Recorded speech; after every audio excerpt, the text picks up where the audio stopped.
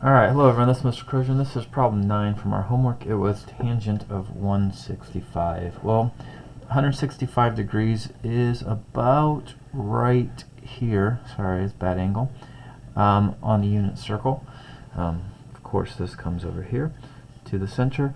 But that's not on the unit circle. So how are we going to figure out this exact value here without an angle on the unit circle? Well, it's done with the sum and difference formulas. And you have these on your reference sheet. You want to make sure you use the reference sheet each time, but what we have to do is add them or subtract them to get 165. So these are the angles I know: 0, 90, 180, and 270. And I know these other unit circle values, but none of those are going to get me to here. So the thing I do is I think about this middle angle right here. And that would be, what would that be, 135? And this distance right here is just an extra 30 degrees. So I know this one and that one, so I can rewrite tangent of 165 as the tangent of 135 degrees plus 30 degrees. This is split up into these two angles, and you can see it right there. And now that I have a sum formula, I can use this tangent formula right here. I'm just going to rewrite it, and the thing to remember is that this is the A value, this is the B value, and here we go. Tangent of A would be tangent of 135, that would be that angle, plus tangent of 30 degrees, which would be a 30-degree triangle over here. Maybe I have those two triangles in mind.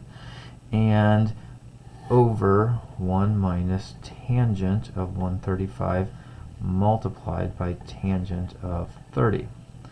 Alright, now that I have it set up, all I got to do is put the pieces together. So here we go. And this takes a lot of algebra work here. So going further with this, let's see here. Tangent of 135, well, that's that triangle, and that tangent, of course, is -1. And the tangent of a 30 degree, well, that's root 3 over 3. Hopefully you know those from the unit circle. And then, let's see here, we have a 1 minus this tangent again, and that tangent we've already calculated as a -1. And tangent of 30, well, we've already calculated that as root 3 over 3. Alright, now it's just simply some simplification. Well, step number 1, let's clear this up down here. Numerator's fairly simple. Whoops, that's over 3. And the denominator is 1 minus a minus. Well, if I multiply these, that's negative, and minus would be plus root 3 over 3. So this is the answer, however it's not simplified. We have a few things to fix. First off, we have complex fractions, right? We have fractions in the denominator, so I'm going to multiply the top and bottom by 3.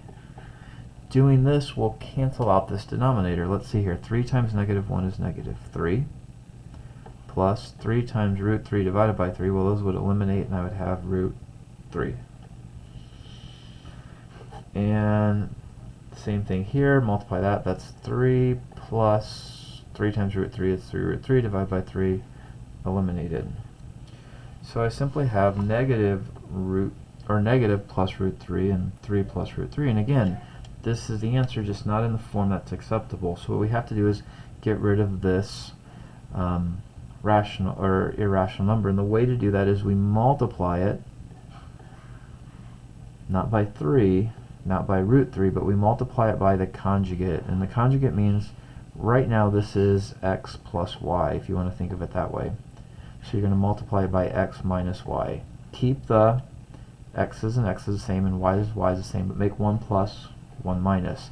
That will eliminate your radical every time. 3 minus root 3.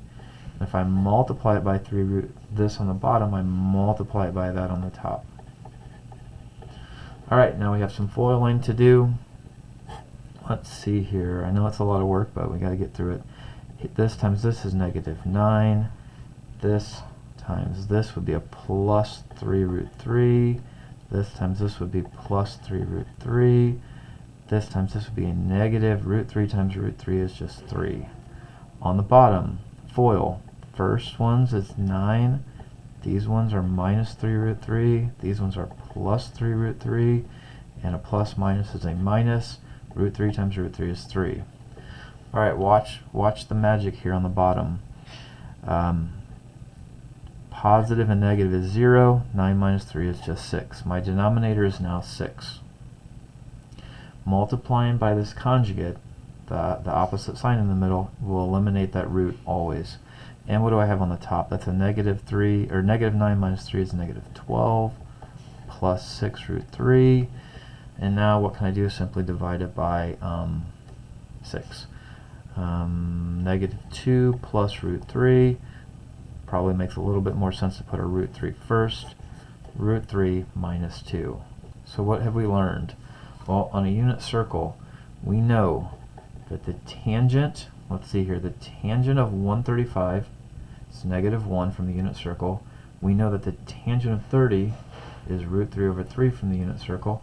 And we now have just learned that the tangent of 165 degrees is exactly root 3 minus 2. It's not on the unit circle, but we used our knowledge of the unit circle and our knowledge of this formula to find that answer. Alright, I hope this helps.